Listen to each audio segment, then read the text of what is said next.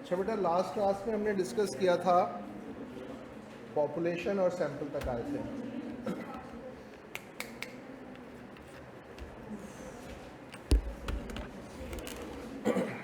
Last class में हमने देखा था कि डाटा कितनी टाइप्स में हमें मिल रहा है। हमने कहा था कि क्वालिटेटिव है या फिर क्वांटिटेटिव है, और क्वांटिटेटिव को फिर हमने फर्दर डिवाइड किया था डिस्क्रीट और कंटिन्यूस में। डिस्क्रीट वेरिएबल वो था जो हमें काउंटिंग से मिल रहा था, और कंटिन्यूस वेरिएबल वो था जो हमें मेजरमेंट से मिल रहा था। और उसके बाद फिर हमने उसके डिफरेंसेस को भी देखा था। फिर हमने प्राइमरी और सेकेंडरी डाटा को देखा था। प्राइमरी डाटा वो डाटा था जो रिसर्चर की नीड के लिए कलेक्ट हो रहा था, और सेकेंडरी डाटा कौन सा था? जो पास डाटा था, किसी और पर्पस के लिए कलेक्ट हुआ था और रिसर्चर अगर उसको अपने लिए यूज़ कर रहा है। उसके बाद फिर हमने देखा था पॉपुलेशन और सैंपल। पॉपुलेशन क्या था? All individuals, all objects, all items related to subject, जिसके ऊपर आप रिसर्च कर रहे हैं। और सैंपल क्या चीज़ थी? उस पॉपुलेशन का कुछ पार्ट। अच्छा, फिर यहाँ पर एक चीज़ है बेटा कि हमें सैंपल स्टडी की ज़रूरत क्यों पड़ती है। यानी अगर हम बेसिकली पॉपुलेशन के बारे में जानना चाहते हैं तो क्या हमें पॉपुलेशन को स्टडी करना चाहिए या हमें सैंपल को स्टडी करना चाहिए? क्यों? टाइम बचेगा। अच्छा, अगर पॉपुलेशन स्मॉल हो तो फिर भी सैंपल को ज़्यादा करना चाहिए। क्यों?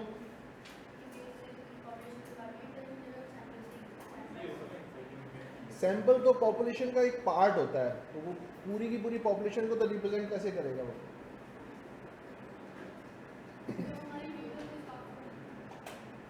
देखिए, एक रीज़न तो बिल्कुल सही आपने बताई कि भाई देखें, यानी रिसोर्सेज सबसे बड़ा मसला होता है रिसोर्सेज का।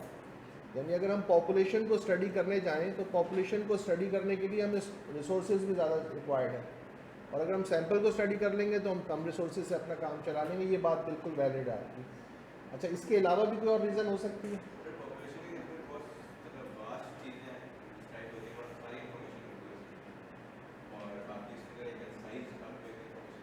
नहीं तो मतलब एक तो रीज़न हो गई ना कि भाई आप सैंपल को इसलिए स्टडी कर रहे हैं कि आपके पास रिसोर्सेज कम थे। ठीक है, आपने रिसोर्सेज कम थे, सैंपल को स्टडी किया और आपने काम चला दिया। टाइम रिसोर्स ही है ना बेटा, टाइम भी तो रिसोर्स ही है। टाइम है, फाइनेंस है, ह्यूमन रिसोर्स है, ये सब रिसोर्सेज है।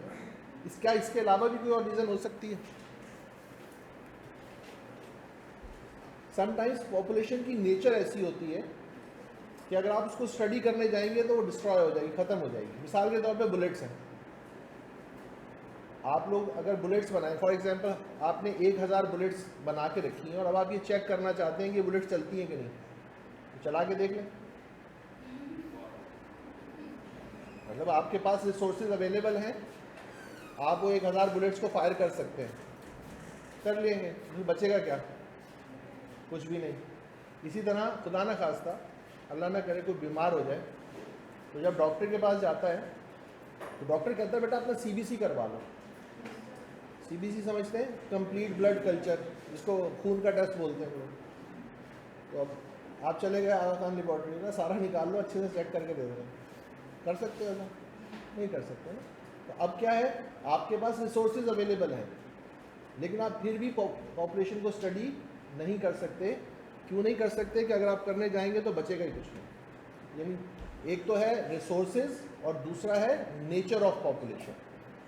तो ये चीज़ें हमें फोर्स करती हैं कि हम सैंपल स्टडी की तरफ चलें। उसके बाद हमने दो चीज़ें और डिस्कस की थी। एक को हमने कहा था पैरामीटर और दूसरे को हमने कहा था स्टैटिस्टिक। पैरामीटर क्या था, स्टैटिस्टिक क्या था? दोनों ही न्यूमेरिक क्वांटिटीज़ थी। दोनों क्या है? न्यूमेरिक क्वांटिटी का मतलब जिसको आप नंबर्स की फॉर्म में बता सकते हैं। दोनों ही क्या काम करती हैं? कैरेक्टरिस्टिक्स बताती हैं। एक बताती है पॉपुलेशन की और एक बताती है, तो जो पॉपुलेशन की कैरेक्टरिस्टिक बताए उसको हमने कहा पैरामीटर, और जो सैंपल की कैरेक्टरिस्टिक्स बताए उसको हमने कहा स्टैटिस्टिक। फिर हमने इसकी कुछ एग्जांपल्स ली। हमने कहा पॉपुलेशन का अगर एवरेज ले रहे हैं आप तो उसको हम पैरामीटर कहेंगे, पॉपुलेशन का स्टैंडर्ड डेविएशन ले रहे हैं तो उसको हम पैरामीटर कहेंगे, पॉपुलेशन का प्रोपोर्शन, प्रोपोर्शन समझते हैं? प्रोपोर्शन का मतलब है, हाँ जैसे पार्ट, जैसे आपकी क्लास में गर्ल्स का प्रोपोर्शन, तो number of girls divided by total class. अगर आपकी क्लास में टोटल 50 स्टूडेंट्स बैठे हुए हैं और उसमें से 25 अगर गर्ल्स हैं फॉर एग्जांपल, तो गर्ल्स का प्रोपोर्शन है 25 डिवाइड बाय 50, या यूँ कह लेंगे 50%, ये प्रोपोर्शन कहलाता है। तो पॉपुलेशन का प्रोपोर्शन होगा तो उसको हम क्या कहेंगे? पैरामीटर। और यही चीज़ें अगर सैंपल के लिए हो तो इनको क्या कहेंगे? ये चीज़ें हमने कल डिस्कस की थी। अच्छा, आज हम बात कर रहे हैं प्रेजेंटेशन ऑफ डाटा की। ये आपके पास आ गए थे ना सबके पास, ये नोट्स ग्रुप पे मैंने शेयर कर दिए थे। जो सर मुस्तफ़ा ने जो ग्रुप बनाया हुआ है उसमें मैंने शेयर कर दिया था। आप नहीं है उस ग्रुप पे? क्यों? आपने लेट ज्वाइन किया? आपसे बात कर रहा हूँ, आपसे बात कर रहा हूँ जी। आप नहीं है उस ग्रुप में? अच्छा, कि मतलब आप क्यों नहीं है, मैं पूछना चाह रहा हूँ। नहीं तो आप कब से आ रहे हैं? पहले दिन से आ रहे हैं? तो फिर आप क्यों नहीं थे उस ग्रुप में? आप क्लास में आते थे? तो जब सर ने ग्रुप बनाया तो उस वक्त आप कहाँ थे? इनके सामने बनाया था।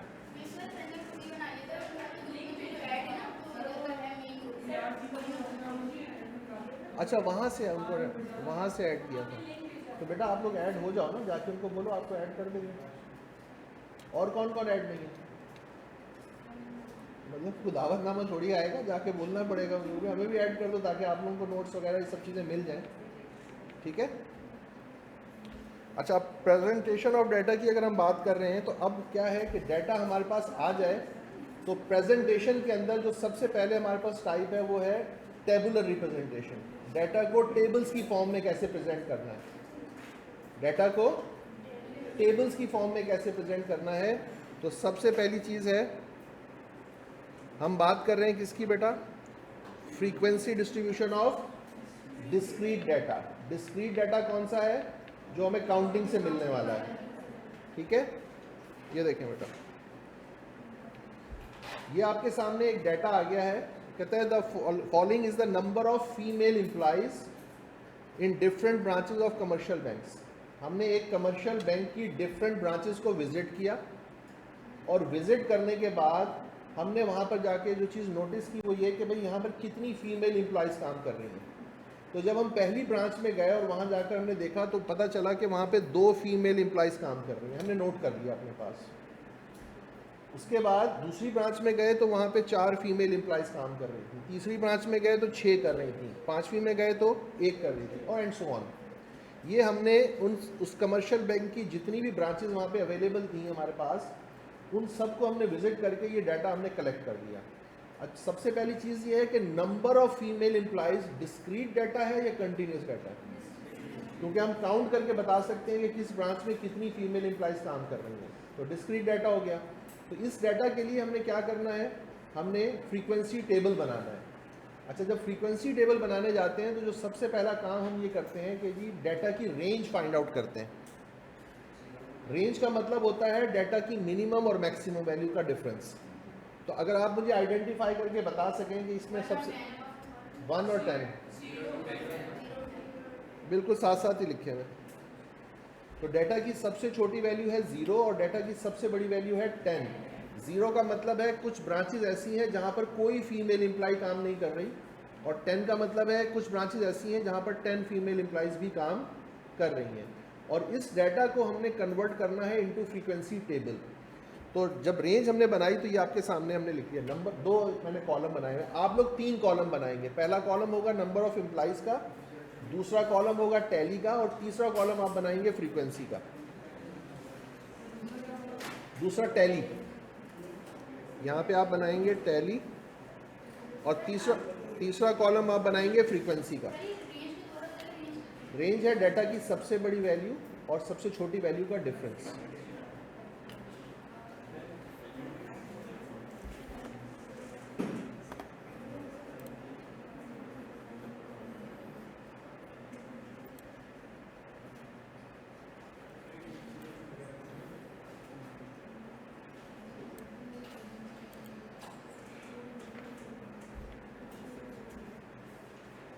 अच्छा बेटा, अब करना आपने ये है, ये देखिए आपके सामने ये डाटा है, पहली वैल्यू है 2, मैं 2 को वहाँ पे क्रॉस करूँगा और इस जगह पे जहाँ 2 लिखा हुआ है इसके सामने टैली वाले कॉलम में एक लाइन लगा दूंगा।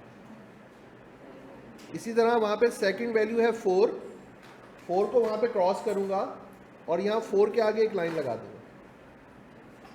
और इस तरह से मैं जितनी वैल्यूज़ हैं हर वैल्यू को 1 बाय 1 वहाँ क्रॉस करता जाऊँगा और यहाँ नंबर के आगे लाइन लगाऊंगा और उसके बाद एक काम करूँगा 1 2 3 4 5th लाइन को क्रॉस में लगाऊंगा। ऐसा हम सिर्फ इसलिए करते हैं कि जब बाद में हम इसको काउंट कर रहे होते हैं तो काउंट करना आसान हो जाता है। तो आप लोगों ने जल्दी के साथ बेटा ज़रा इसको कंप्लीट करें और मुझे इसकी फ्रीक्वेंसी लिखवाएं। चलें, शाबाश। आप लोगों को अगर यहाँ देखने में प्रॉब्लम हो रहा हो तो अपने मोबाइल में आप उसको ओपन कर सकते हैं।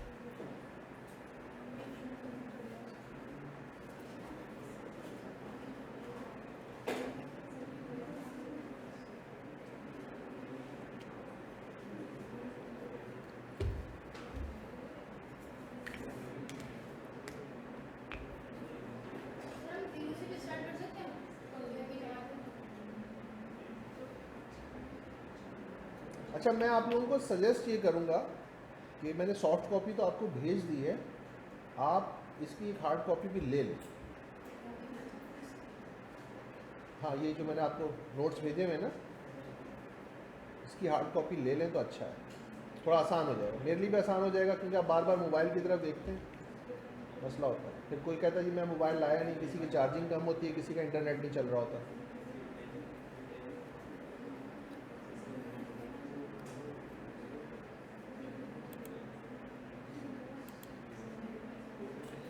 फ्रीक्वेंसी का मतलब होता है बेटा कौन सी वैल्यू डाटा में कितने टाइम्स रिपीट हुई है, इसको फ्रीक्वेंसी बोलते हैं।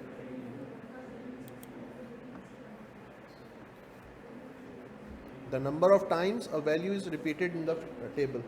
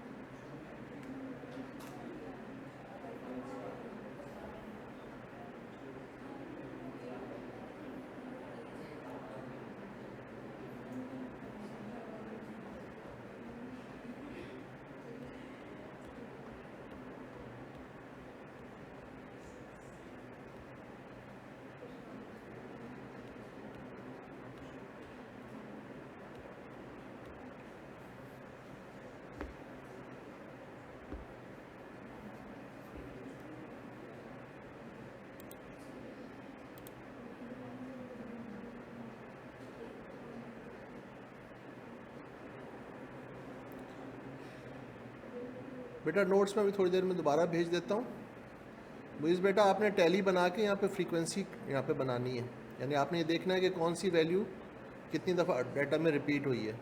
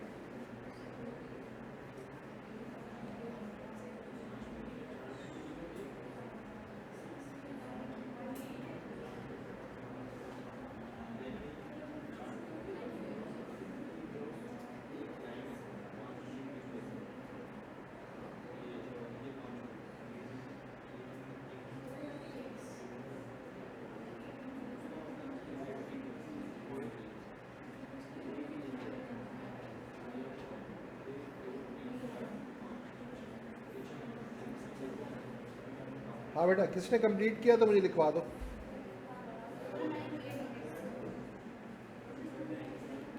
जी बोलें। एक मिनट एक मिनट।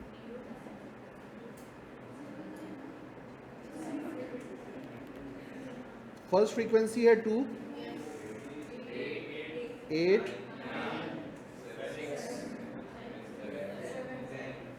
10। एक मिनट रुके, एक आदमी बोलेगा जो 411, 411 टाइम्स है। ओके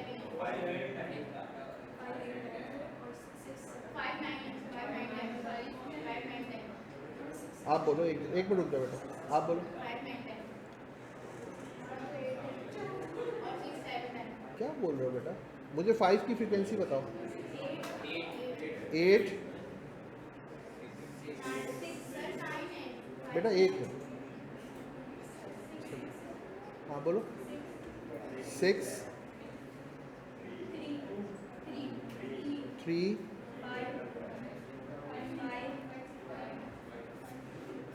ओके, देखिए आप लोगों में से हो सकता है किसी की फ्रीक्वेंसी इससे डिफरेंट भी आई हो इस वक्त, क्योंकि आप यहाँ स्क्रीन पर देखकर इसको काउंट कर रहे थे तो उसमें मिस्टेक हो सकती है, कोई इतना बड़ा प्रॉब्लम नहीं है। मसला सिर्फ ये था कि आपको ये बताना है, जो मुझे यहाँ पे आपको दिखाना है वो ये है कि डिस्क्रीट फ्रीक्वेंसी डिस्ट्रीब्यूशन की शेप कैसी होती है। उसमें आपको 2 कॉलम्स मिलते हैं। पहला कॉलम होता है वेरिएबल का और दूसरा कॉलम होता है फ्रीक्वेंसी का। तो जब भी आपके सामने इस किस्म का कोई टेबल आएगा, उस टेबल को हम कहेंगे ये डिस्क्रीट फ्रीक्वेंसी डिस्ट्रीब्यूशन है। इस वक्त ये इमटेरियल है कि किसकी फ्रीक्वेंसी किसने सही लिखी है और किसने गलत लिखी है, ये इस वक्त मसला नहीं है। ना ही मैं इस वक्त आपको ये दिखाना चाह रहा था। असल चीज़ यहाँ पर क्या देखनी है इस वक्त आपने, कि अगर मैं कहूँ कि ये जो आपके सामने डिस्ट्रीब्यूशन बनी हुई है इसका क्या नाम है, तो आप बता सकते हैं कि ये डिस्क्रीट फ्रीक्वेंसी डिस्ट्रीब्यूशन है। कैसे पता चलता है कि तो इसमें 2 कॉलम है। पहले कॉलम में वेरिएबल का नाम लिखा हुआ है और वो वेरिएबल क्या है, नंबर ऑफ फीमेल एम्प्लॉइज, और दूसरे कॉलम में फ्रीक्वेंसी लिखी हुई है। तो इस तरह के टेबल को हम कहते हैं डिस्क्रीट फ्रीक्वेंसी डिस्ट्रीब्यूशन। ये थी इंपॉर्टेंट बात। बाकी अगर फ्रीक्वेंसी ऊपर नीचे होगी तो कोई मसला नहीं है। ये क्लियर हुआ बेटा आप लोगों को? क्योंकि आगे जाकर हमें जब ज़रूरत पड़ेगी तो हमें, जब हमारे सामने डाटा आएगा तो हमने डाटा को पहचानना है कि ये कौन सी फॉर्म में हमारे सामने आ रहा है। क्लियर हो गई बात?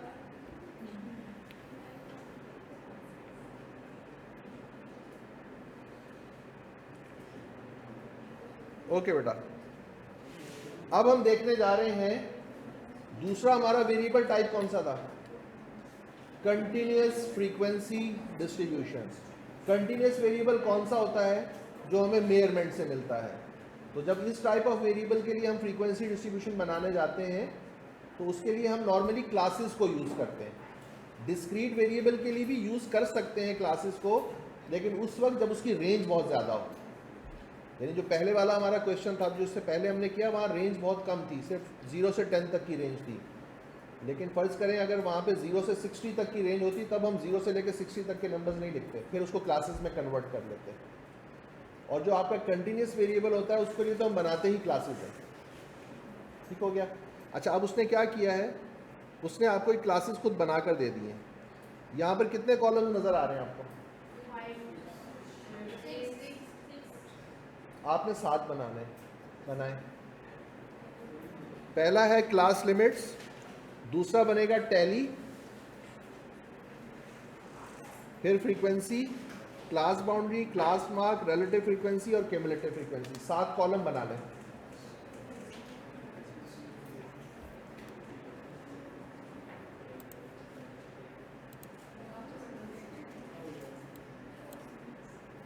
रेंज का मतलब होता है बेटा मैक्सिमम वैल्यू से लेकर मिनिमम वैल्यू, या मिनिमम वैल्यू से मैक्सिमम वैल्यू तक आपके पास कितनी वैल्यूज़ दरमियान में आ रही हैं। जैसे इससे पहले वाले क्वेश्चन की रेंज थी 10, यानी 0 से लेकर 10 तक।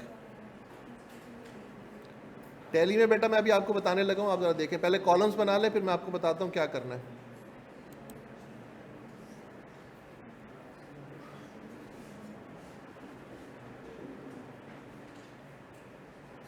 कॉलम्स बना लिए बेटा आप लोगों ने?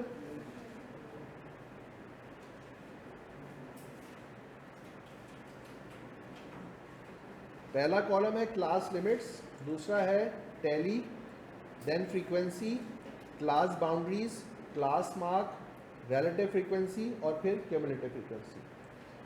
अच्छा, अब यहाँ पर हम टैली कैसे बनाएंगे 1 मिनट के लिए देख लें, अगर किसी को पता भी है तो अच्छी बात है, ज़रा दोबारा देख लें। तो ये देखिए बेटा, ये आपके सामने डाटा नज़र आ रहा है।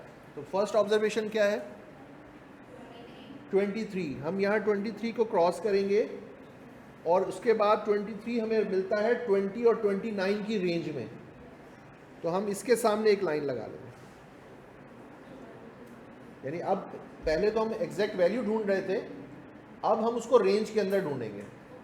तो दूसरी वैल्यू है 50, ये हमें मिलेगी 50 और 59 के दरमियान, तो इसके सामने एक लाइन लगा लेंगे। उसके बाद नेक्स्ट वैल्यू है 38, तो ये हमें मिलेगी 30 और 39 के दरमियान, तो इस रेंज के सामने एक लाइन लगा देंगे। यानी अब जो वैल्यूज़ हैं उसको रेंज के अंदर ढूंढना है हमने, और उसी तरह हम क्रॉस करते जाएंगे, यहाँ पे लाइंस लगाते जाएंगे।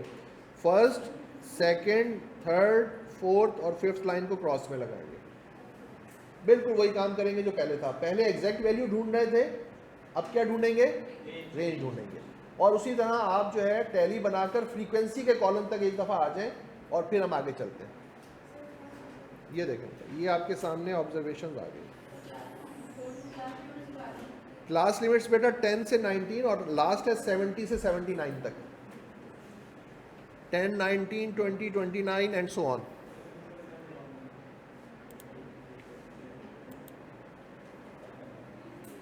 कौन सी लाइंस आपको समझ में नहीं आई बेटा मुइज?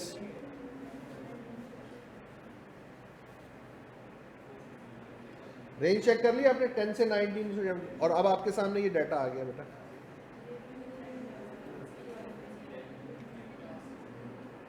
बेटा ये एक मैंने टेबल बनाया है, जिस टेबल में पहली हेडिंग है क्लास लिमिट्स की, दूसरी हेडिंग है टैली की, तीसरी हेडिंग है frequency, class boundary, class mark, फिर रिलेटिव फ्रीक्वेंसी और क्यूमुलेटिव फ्रीक्वेंसी। इसी तरह का आप एक टेबल बना लेंगे अपने पास, और उसके बाद जैसे मैंने आपको बताया है टैली बनाकर फ्रीक्वेंसी के कॉलम तक आ जाएंगे।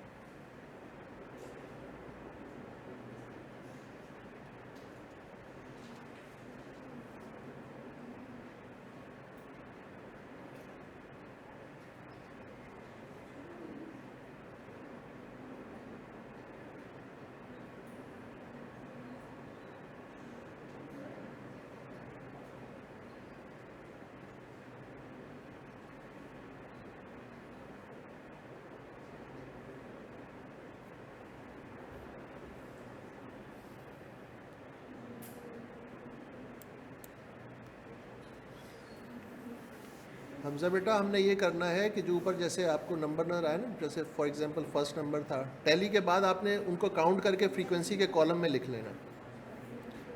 टैली में जो लाइंस आपने लगाई हैं उनको काउंट करके फ्रीक्वेंसी के कॉलम में लिखना है, जैसे हमने पहले फ्रीक्वेंसी बनाई थी वैसे ही लिखना है।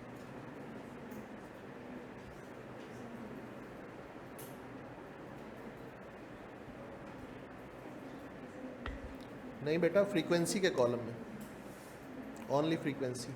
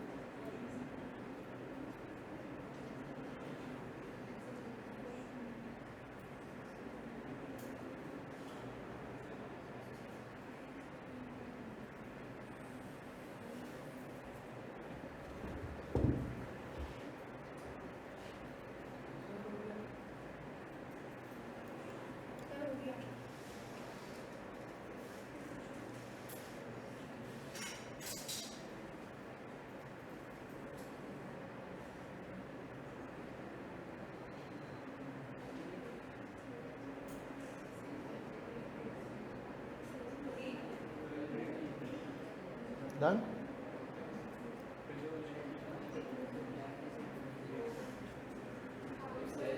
अच्छा सॉरी, कर ले।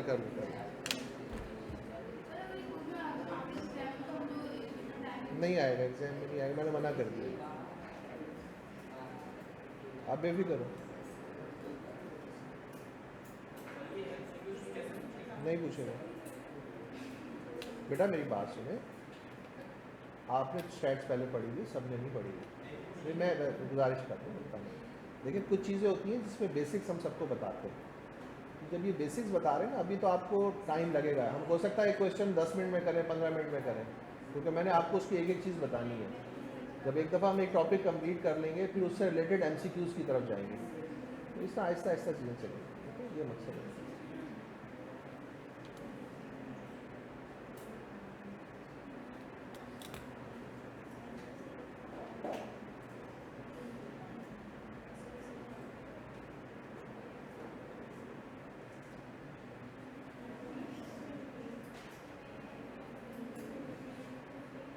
ठीक है बेटा, बस अभी नोट करने लगा।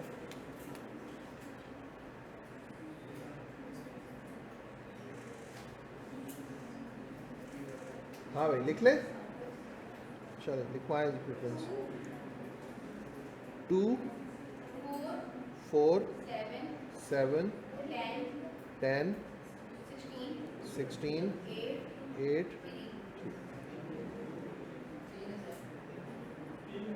नहीं ये ठीक है, ये चीज़ ठीक है, ये फ्रीक्वेंसी सही है। अच्छा बेटा, अब दूसरी चीज़ जो है, अब हमारे सामने जो डिस्ट्रीब्यूशन है, इसको हम कहते हैं continuous frequency distribution. Continuous frequency distribution में आपको एक रेंज में वैल्यूज़ नज़र आ रही होती हैं और रेंज की आपको फ्रीक्वेंसी नज़र आ रही होती है। अब यहाँ पर आपको एक चीज़ नज़र आ रही है बेटा, यहाँ पे हमने लिखा हुआ है क्लास लिमिट्स। अच्छा, क्लास लिमिट्स को हम कैसे आइडेंटिफाई करते हैं? क्लास लिमिट्स में आपको नज़र आएगा कि यहाँ पर आपको पहली क्लास 19 पर एंड हो रही है और दूसरी क्लास जो है वो 20 से स्टार्ट हो रही है, यानी 1 यूनिट के गैप से स्टार्ट हो रही है।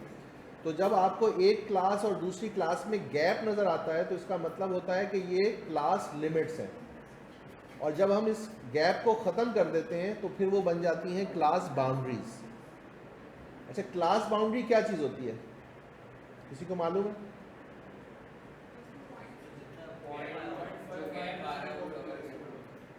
ये क्लास बाउंड्री होगी, गैप कवर करना। ये तो आप बता रहे क्लास बाउंड्री बनती क्या है, बनती कैसे, क्लास बाउंड्री होती क्या है?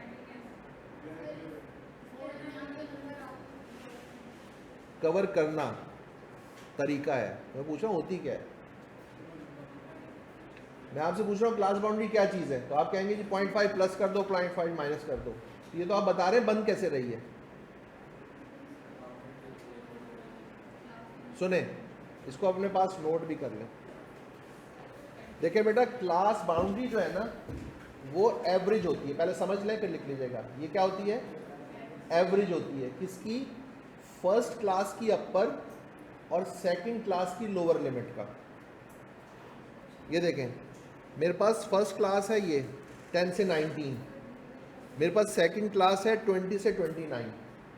तो फर्स्ट क्लास की लोअर लिमिट 10 है, फर्स्ट क्लास की अपर लिमिट 19 है, सेकंड क्लास की लोअर लिमिट 20 है, सेकंड क्लास की अपर लिमिट 29 है।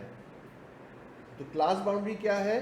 फर्स्ट क्लास की अपर और सेकंड क्लास की लोअर का एवरेज। कैसे मिलेगा? 19 प्लस 20 डिवाइडेड बाय 2। एवरेज कैसे निकालते हैं? अगर दो वैल्यूज़ हैं उनको ऐड करेंगे, नंबर ऑफ वैल्यूज से डिवाइड कर देंगे। तो 2 वैल्यूज़ हैं 19 और 20, इनको ऐड करके 2 से डिवाइड कर देंगे। तो क्या आंसर आएगा मेरा? 19.5। इस 19.5 को मैं यहाँ लिख रहा हूँ और यहाँ मैं उसको रिपीट कर रहा हूँ। अच्छा, अब देखें, सेकंड क्लास की अपर लिमिट है 29 और थर्ड क्लास की लोअर लिमिट है 30। तो 29 और 30 का एवरेज 29 प्लस 30 डिवाइडेड बाय 2। तो बेटा ये बनेगा 29.5 और 29.5। उसके बाद 39 और 40 का एवरेज 39 प्लस 40 डिवाइडेड बाय 2। 39.5 और 39.5, 49 और 50 का एवरेज, तो बेटा ये हो गया 49.5, 49.5, 59 और 60 का एवरेज 59.5, 69 और 70 का एवरेज 69.5। अब दो वैल्यूज रह गई, जरा देखो बोर्ड की तरफ देखो, यहां पर लिखा हुआ बेटा 79। अगर 79 के बाद कोई नई क्लास शुरू होती है तो कहां से शुरू होती है? 80 से। तो इसका मतलब है 79 और 80 का एवरेज है 79.5। इसी तरह अगर आप 10 से पहले कोई क्लास होती तो कहां पर होती? 9 पर। तो 9 और 10 का एवरेज 9.5। तो इस तरह से आप क्लास लिमिट्स को क्लास बाउंड्रीज में कन्वर्ट कर देते हैं। और क्लास बाउंड्री होती क्या है? Average of upper class limit of first class and lower class limit of second class. First class and lower limit of second class.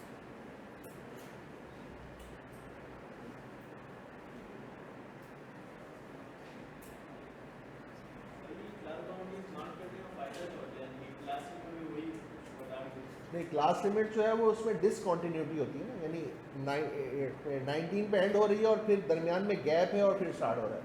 तो जब कंटिन्यूस वेरिएबल होता है तो हमें उस गैप को ख़त्म करना होता है, इसलिए हम उसको ये क्लास बाउंड्रीज में कन्वर्ट कर लेते हैं ताकि वो कंटिन्यूस रहे हमारी, वो जो गैप है डिसकंटिन्यूटी है वो ख़त्म हो जाए। ये क्लियर हो गया बेटा यहाँ तक? Class limits class boundaries clear है हम लोगों को? अच्छा, अब उसके बाद हमें मिल रहा है बेटा क्लास मार्क। क्लास मार्क को हम एक और नाम भी देते हैं और वो है मिड पॉइंट। मिड पॉइंट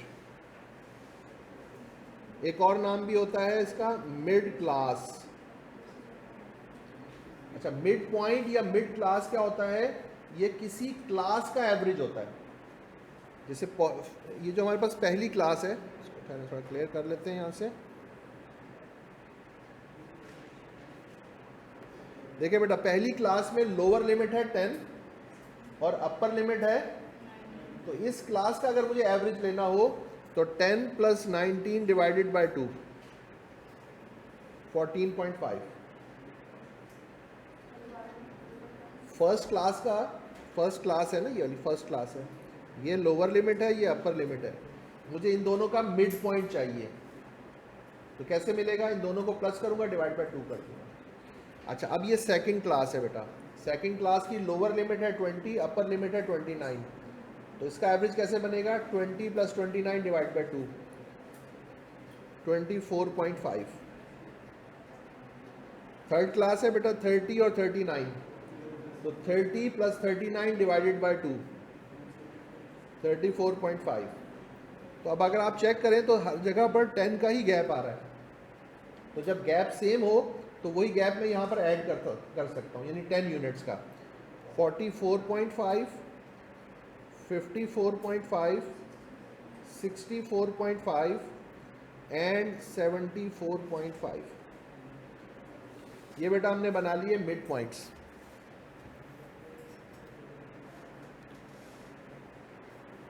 मुझे बेटा आप यहाँ से फॉलो करो फ्रीक्वेंसी के बाद से, टैली का कोई मसला नहीं है।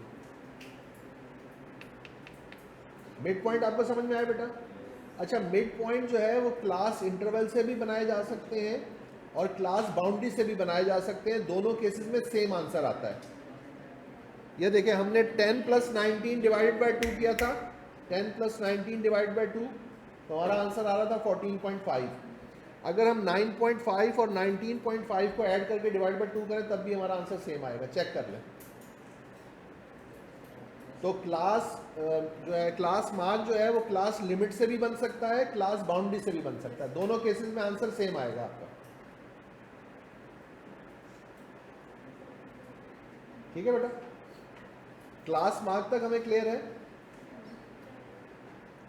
ओके, उसके बाद हमें नजर आ रहा है बेटा रिलेटिव फ्रीक्वेंसी।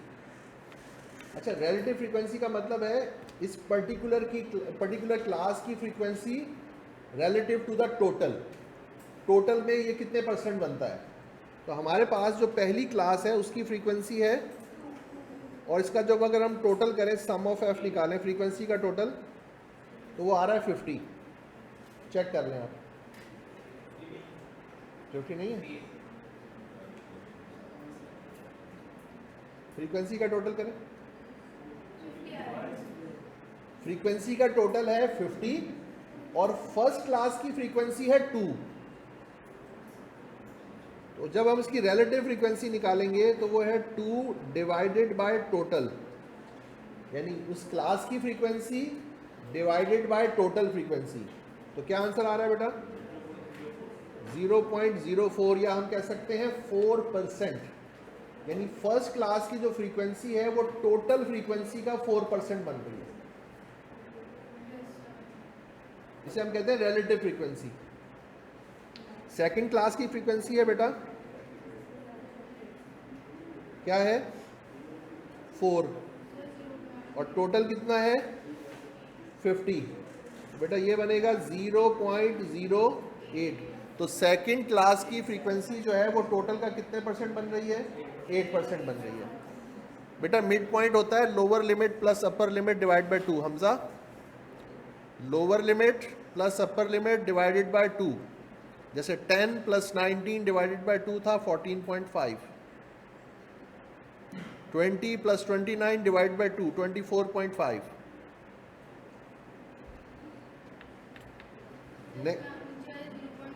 ये है बेटा 7 डिवाइडेड बाय 50, 0.14। यानी थर्ड क्लास की फ्रीक्वेंसी टोटल फ्रीक्वेंसी का 14% है।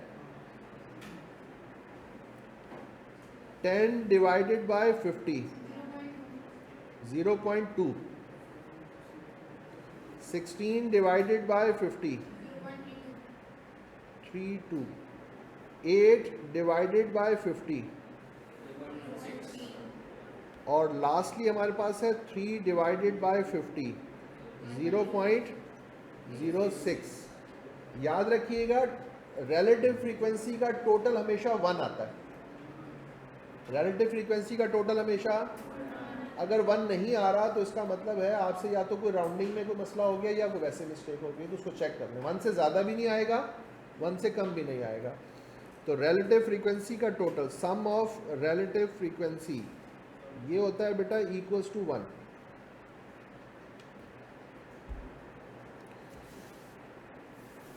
नाइन 9.5 बेटा ऐसा है कि पहली जो वैल्यू थी ना, ये थी 10।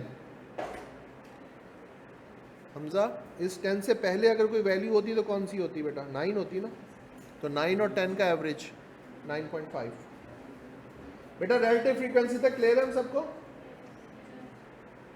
और उसके बाद 1 आ रहा है ना। उसके बाद है बेटा क्यूमुलेटिव फ्रीक्वेंसी। क्यूमुलेटिव फ्रीक्वेंसी को हम CFB लिख लेते हैं। क्यूमुलेटिव फ्रीक्वेंसी निकला है एक्यूमुलेशन से, यानी अप टू दैट वैल्यू कितनी वैल्यूज हो चुकी हैं। क्यूमुलेटिव फ्रीक्वेंसी कैसे बनती है जरा देख लो। सबसे पहली फ्रीक्वेंसी क्या है बेटा?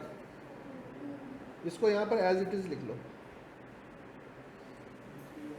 फर्स्ट फ्रीक्वेंसी को, अब इस फर्स्ट फ्रीक्वेंसी में नेक्स्ट फ्रीक्वेंसी को ऐड कर लो, 2 + 4।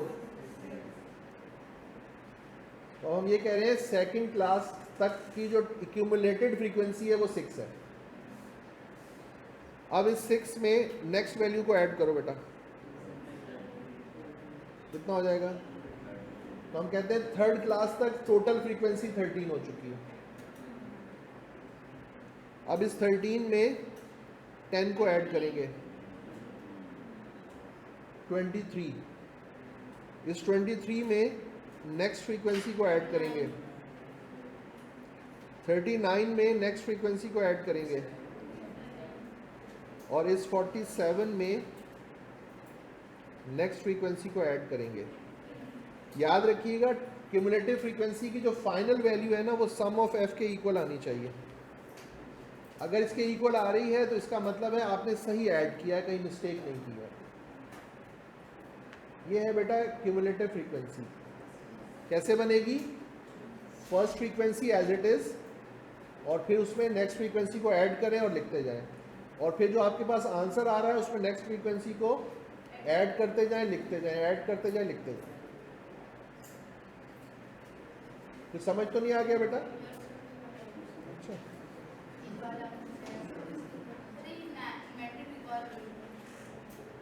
मैट्रिक याद आ गया, इसलिए कहते हैं सही तरीके से पढ़ लेना चाहिए था। मैट्रिक सही तरीके से पढ़ लिया होता तो यहाँ दोबारा नहीं पढ़ना पड़ता। अच्छा बेटा, अब सबसे इंपॉर्टेंट कॉन्सेप्ट जो है ना वो अब शुरू होने लगा है। यहाँ पर ये बेटा जो आपके सामने चीज़ें मैंने बनाई हैं, ऐसा नहीं है कि एग्ज़ाम में आपको इन सब चीज़ों की एक वक्त में ज़रूरत पड़ जाती है, ऐसा बिल्कुल नहीं है।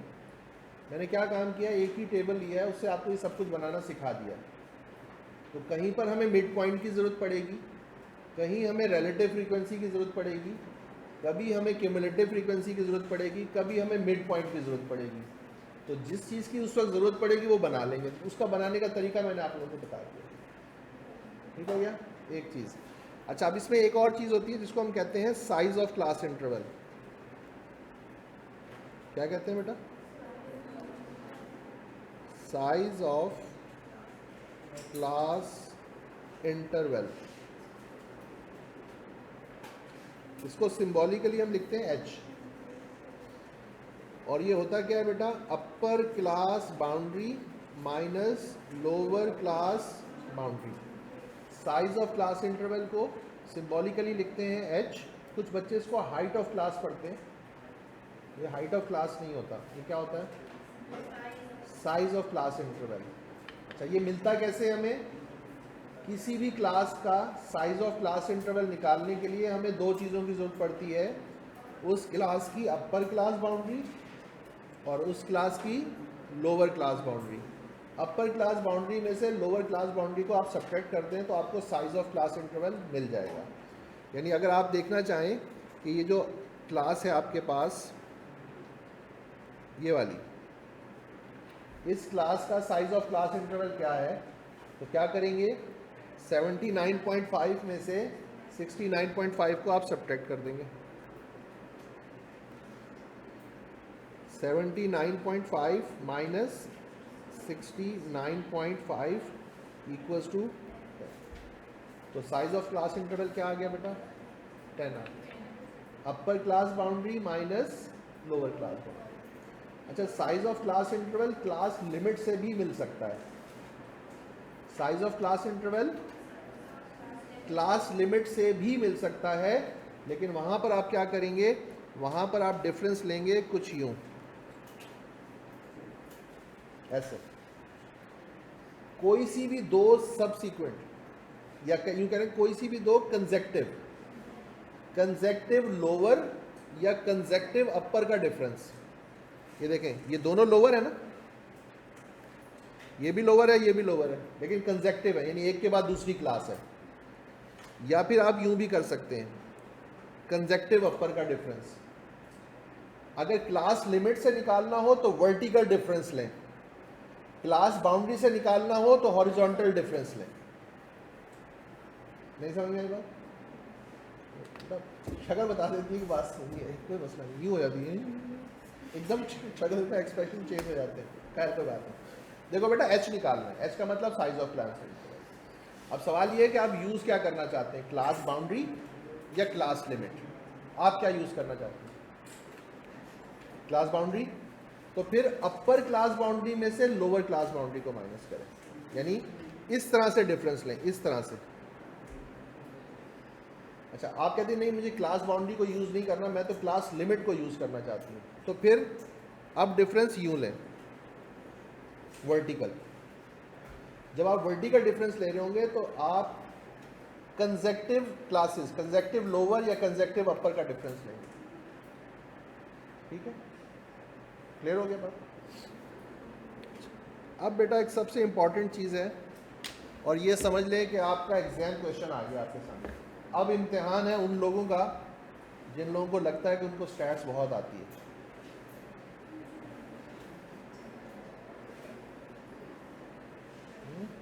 ओके, पहले मैं समझाने लगा हूँ, पहले मैं आपसे मतलब डायरेक्ट क्वेश्चन नहीं करूँगा, पहले समझाऊँगा, क्वेश्चन इसके बाद दूंगा। ठीक है, बैंड इसके बाद बजेगा। चलिए, सबसे पहले तो समझते हैं कि ओपन एंडेड क्लासेस होती क्या है। कहता है class which has no lower class limit or no upper class limit in a frequency table is called an open ended class. ये उसने आपके सामने एक एग्जांपल लिखी है। इसमें अगर आप देखें तो वेट है इन पाउंड्स और उसके बाद उसने उसका फ्रीक्वेंसी भी दी है, नंबर ऑफ पीपल।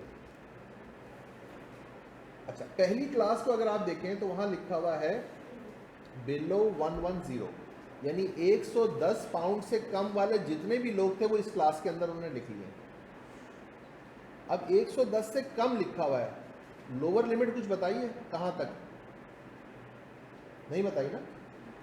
तो एक देखिए, ये अपर लिमिट तो गिवन है, लोअर के बारे में उसने कुछ नहीं बताया हुआ, इसको हम कहते हैं ये ओपन एंडेड है। इसी तरह लास्ट में देखें 140 and above, lower limit given है लेकिन अपर लिमिट के बारे में, तो ये पहली और लास्ट ये दोनों क्लासेस ओपन एंडेड है। ठीक हो गया, ओपन एंडेड तो समझ में आ गया। अच्छा, अब सवाल ये है कि हमें यहाँ पे क्या निकालना है? Mid point. मिड पॉइंट कैसे निकलता है? Lower limit plus upper limit divided by 2।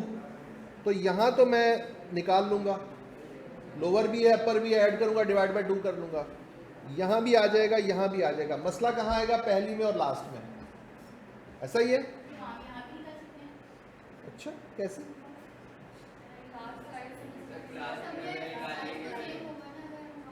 ये वैसे ज़रूरी नहीं है कि क्लास इंटरवल्स हमेशा सेम हो। ये अलग बात है कि हमने हमेशा वो क्वेश्चन पढ़े हैं जिसमें सेम होता है। अच्छा सुने, तरीका क्या है? पहली क्लास ओपन एंडेड है, पहली क्लास हमने उसको करना है क्लोज, यानी उसको क्लोज एंडेड बनाना है। तो हम क्या करेंगे? सेकंड क्लास का डिफरेंस लेंगे। सेकंड क्लास का कितना आया? तो हम पहली क्लास के लिए 10 यूनिट्स का डिफरेंस मान लेंगे। अच्छा, अब यहाँ लिखा हुआ है 1110 से बिलो, यानी अपर लिमिट गिवन है, तो अब हमें 10 यूनिट्स पीछे की तरफ जाना है। तो 110 से पीछे जाएंगे तो यहाँ लिख लेंगे 100। हमारी क्लास हो गई क्लोज। अब आ गए लास्ट वाली क्लास में। अच्छा, अब यहाँ पर जो है इससे पहले वाली क्लास का डिफरेंस 10, तो इसको हम आगे के लिए मान लेंगे। तो अब वहाँ पर हम लिखेंगे 140 से 150। तो हमारी पहली क्लास भी क्लोज हो गई, लास्ट क्लास भी क्लोज हो गई। तो अब हमने मिड पॉइंट निकालने हैं, तो 100 प्लस 110 डिवाइडेड बाय 2। हाँ, हर केस में ऐसा होगा कि डिफरेंट भी हो सकता है, तो इसलिए मैंने यहाँ पे बात की है पहली क्लास के लिए सेकंड क्लास और लास्ट क्लास के लिए सेकंड लास्ट क्लास। दरमियान में जो मर्जी डिफरेंस हो, हमें कोई प्रॉब्लम नहीं है। लास्ट क्लास के लिए उससे पहले वाली क्लास का डिफरेंस और पहले वाली क्लास के लिए उसके बाद वाली क्लास का डिफरेंस, दरमियान में जो मर्जी हो, हमें कोई प्रॉब्लम नहीं है।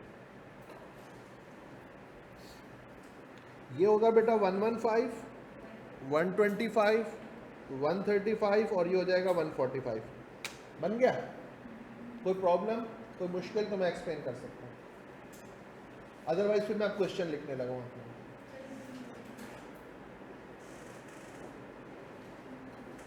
देखो तब भी वहाँ भी ऐसे ही करेंगे, सेम सेम डिफरेंस ले लेंगे, डिफरेंस लेके वहाँ पर रख लेंगे।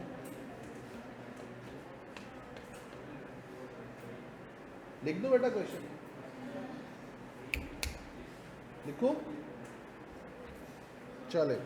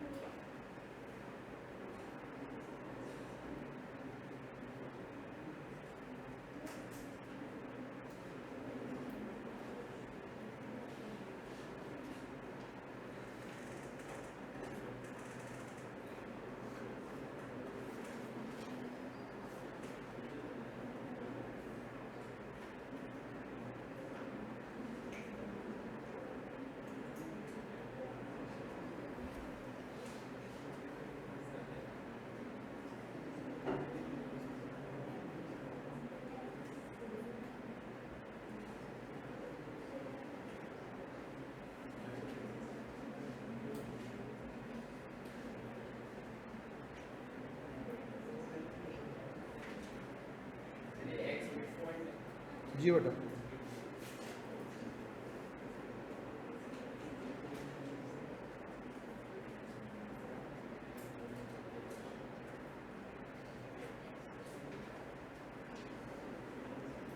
ये बेटा मैंने आपके सामने 3 क्वेश्चन लिख दिए हैं, आपने सिर्फ इतना करना है कि मुझे हर क्वेश्चन में मिड पॉइंट निकाल कर लिख देना है। आप अपना अपना आंसर कंप्लीट कर लें, फिर मैं आपसे पूछ लूँगा। क्वेश्चन समझ में आ गया? आपने हर क्वेश्चन के लिए मिड पॉइंट निकालना है और अपने पास नोट करना है।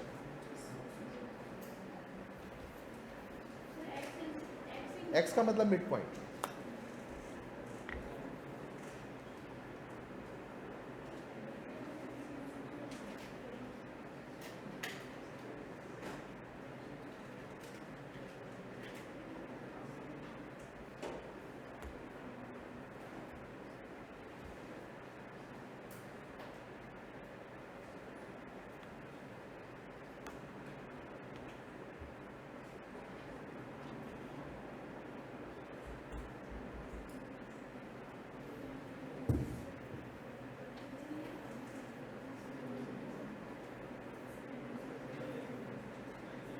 एफ का मतलब बेटा फ्रीक्वेंसी।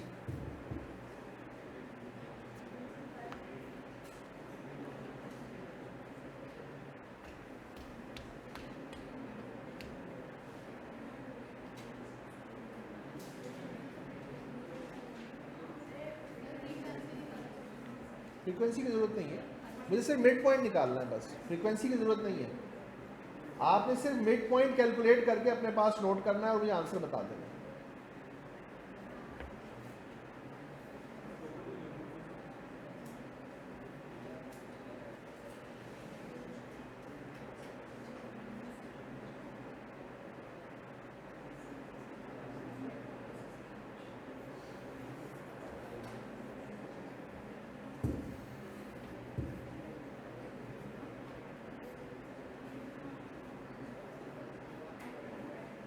नहीं, फ्रीक्वेंसी तो वैसी ही लिखी है बेटा, फ्रीक्वेंसी का मिड पॉइंट से कोई ताल्लुक नहीं है सऊद।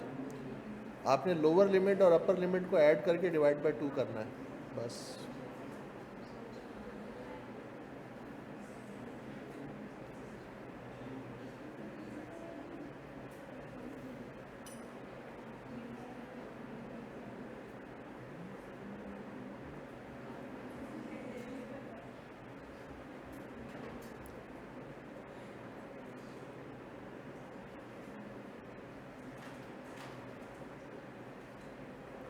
जी बेटा मोइज बोलो।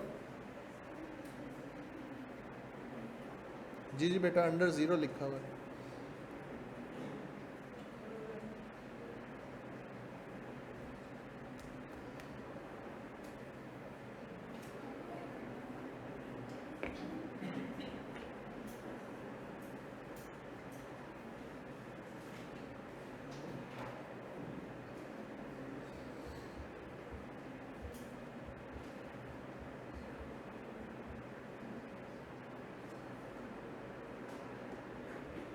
इसका मतलब है 0 से नीचे, 0 से कम, माइनस वाली साइड पे।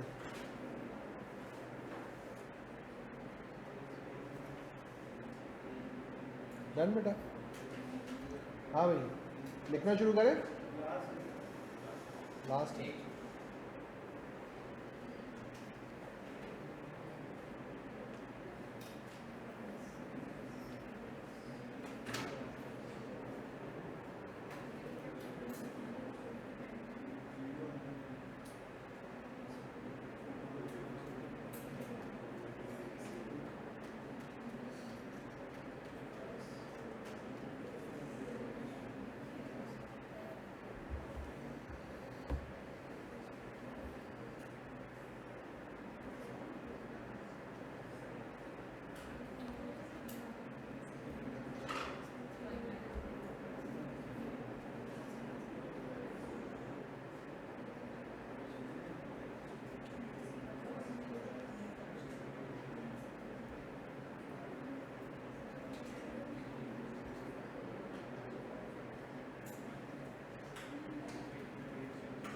जी बेटा,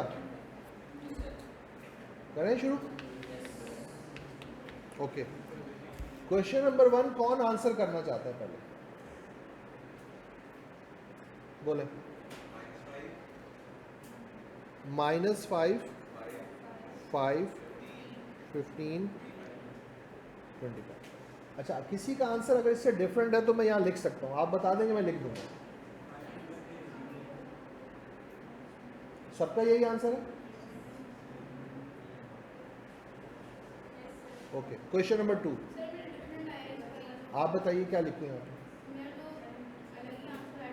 मैं वो अलग ही पूछ रहा हूँ, क्या? हाँ, 2.5। ओके ओके, ठीक है। किसी और का डिफरेंट है तो मैं यहाँ लिख दूंगा, 0 लिख दूँ? ओके, ये 0 और बाकी सेम है। ओके, क्वेश्चन नंबर 2,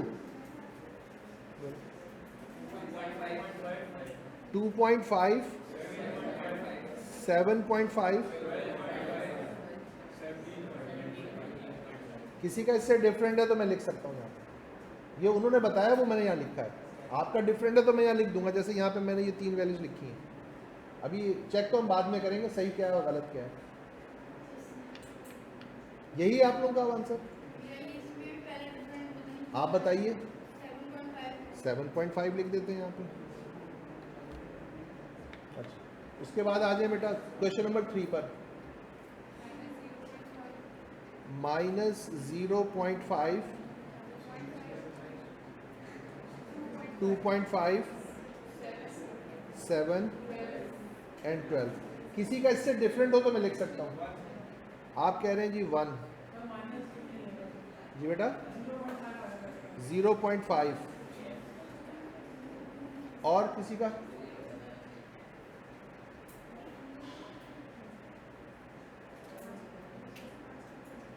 सबने यही लिखा है? अच्छा, ये किस किस ने लिखा है?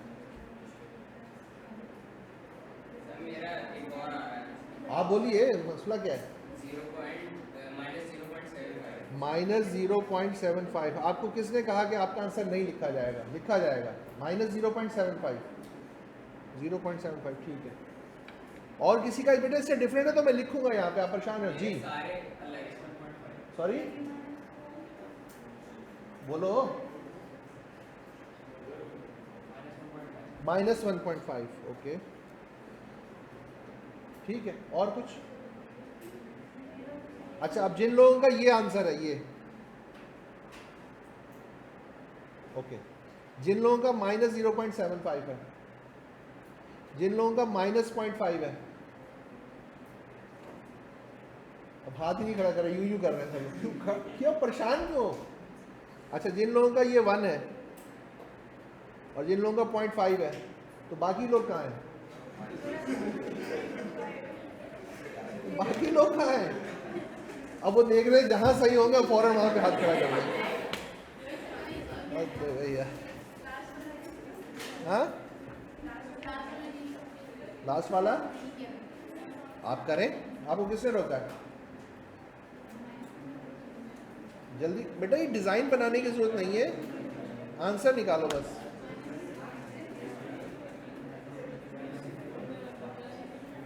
और आपको एक बात बता दूं बेटा, सुने सुने बेटा, ये है एग्जाम क्वेश्चन।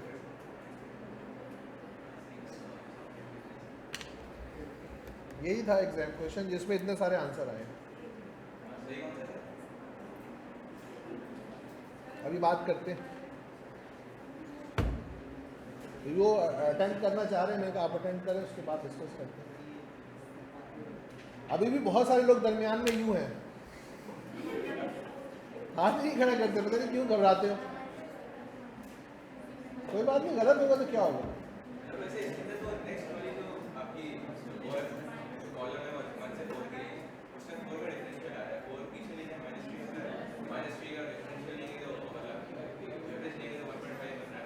बिल्कुल सही है, प्रॉब्लम क्या है? मुझे तो कोई ऑब्जेक्शन नहीं है, आप जो कहेंगे मैं यहाँ लिख दूंगा। सही है।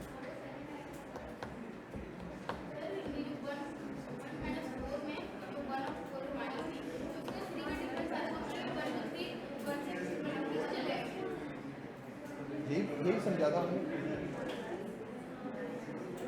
बेटा, आपकी वजह से रुका हुआ मैं। आपका आंसर -0.5। ओके बेटा, अब जो है टाइम है चेक करने का कि हमारे आंसर्स गलत हैं या ठीक हैं। तो स्टार्ट करते हैं क्वेश्चन नंबर 1 से। बेटा फोकस। क्वेश्चन नंबर 1 में, अच्छा हमने रूल क्या बनाया था कि अगर फर्स्ट क्लास को क्लोज करना है तो सेकंड क्लास का जो डिफरेंस है उसको फर्स्ट क्लास के लिए मान लिया जाएगा। यहाँ पर हमारे पास डिफरेंस है 10 यूनिट्स का, यहाँ लिखा हुआ है 0, तो हम 0 से चले गए 10 यूनिट्स पीछे, तो -1 -2 -3, तो हम आ गए -10 तक। तो -10 + 0 / 2 -5, मुझे कोई ऑब्जेक्शन नहीं है, सबका आंसर बिल्कुल ठीक है। Question number 2, first class open ended है, सेकंड क्लास का डिफरेंस है 5 यूनिट्स का। हम 5 यूनिट्स पीछे गए, तो 5 से जब 5 यूनिट्स पीछे आए तो हम पहुंचे 0 पर, तो 0 + 5 / 2 2.5, बिल्कुल सही है। ये पता नहीं कौन है, 7.5, लेकिन खैर बेटा ये 7.5 नहीं हो सकता। 0 + 5 / 2 = 2.5। 5 यूनिट्स पीछे जाएंगे ना। अब आ जाए यहाँ पर, सेकंड क्लास का डिफरेंस कितना है, तो 3 यूनिट्स पीछे जाएंगे। अच्छा, एज कब से माइनस में होने लग गई? ये बेटा ये देखो, ये देखो मेरा बेटा, ये देखो, ये देखो मेरा बेटा, ये क्या लिखा हुआ है, ये बहुत ज़रूरी है मेरा बेटा, चाहिए। ये क्या लिखा हुआ है बेटा? एज माइनस में कब होती है? एक बच्चे का आंसर था 0.5, शायद आपका था। अच्छा, तो अब यहाँ पे हमने क्या करना है? सबसे पहले तो जो ये रॉन्ग आंसर है इनको जरा हटाए ना, यहाँ से बुरे लग रहे हैं। ये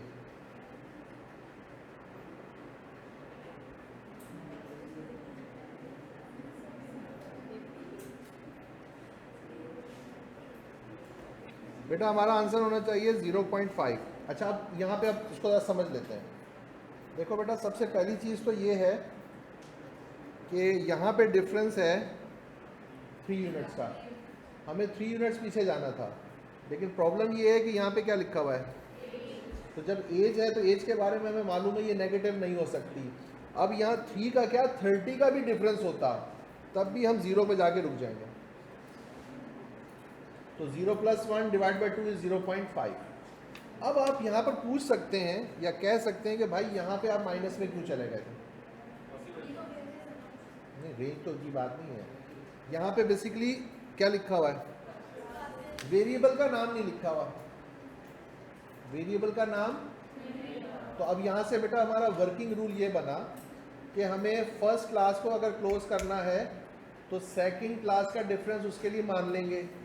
उसके बाद हमने ये भी देखना है कि भाई अगर वेरिएबल का नाम लिखा हुआ है तो क्या वो वेरिएबल माइनस वैल्यूज़ लेता भी है कि नहीं, और अगर वेरिएबल का नाम ना लिखा हुआ हो और आप माइनस में जा रहे हो तो चले जाए, कोई मसला नहीं। जैसे क्वेश्चन नंबर 1 में हम चले गए, वहाँ पे वेरिएबल का नाम नहीं लिखा हुआ था। अच्छा, अब यहाँ पर एज लिखी हुई है, अगर यहाँ पे टेम्परेचर लिखा हुआ होता, फिर जिसने -1.5 निकाला था वो ठीक था, मतलब किसी ने लिखा था ना, अगर वो अगर ये टेम्परेचर होता तो फिर कहाँ तक गए थे? 1 से 0, फिर -1 -2 -2 + 1 / 2 भी फिर आंसर आता आपका, ठीक है। क्लियर हो गई बात बेटा? ये समझ में आया कि नहीं आया? और याद रखना ये एग्जाम क्वेश्चन आपकी स्क्रीन पर होगा, और जब हम कह देते हैं होगा तो फिर होगा, ठीक है। चलें, आज के लिए काफ़ी है इतना। सुबह से आए हुए होते बेचारे थके हुए, शक्लें तुम्हारी रहना से 18 बजा रही होती है। अपना बहुत ख्याल रखिएगा बेटा, इंशाल्लाह मुलाकात होगी।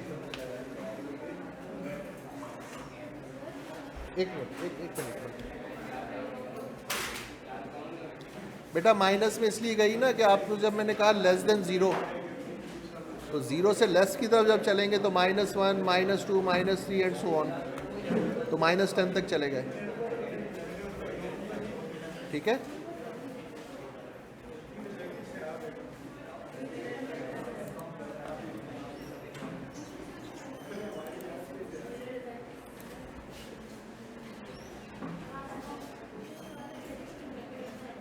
क्लास जीरो तो नहीं होती बेटा, अंडर जीरो लिखा हुआ था, अंडर जीरो, जीरो से लेस साइड पे हो सकती है ना। वेरिएबल अगर ऐसा है तो वैल्यूज ले सकता है ना।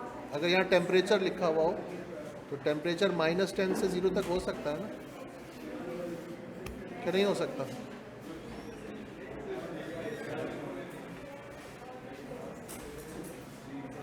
इसमें इसलिए सोच रहे हैं बेटा कि यहाँ पर वेरिएबल का नाम नहीं लिखा हुआ। अगर वेरिएबल का नाम लिखा हुआ हो तो हम उसको इसी तरह लेके चलेंगे, देखेंगे कि माइनस वैल्यूज मिलती हैं कि नहीं मिलती। क्योंकि वहाँ पर वेरिएबल का नाम नहीं लिखा हुआ, इसलिए हम माइनस में जा भी रहे थे तो चले गए। जब वेरिएबल का नाम लिखा हुआ होगा तो फिर हमें देखना पड़ेगा कि माइनस में जा सकते हैं कि नहीं जा सकते।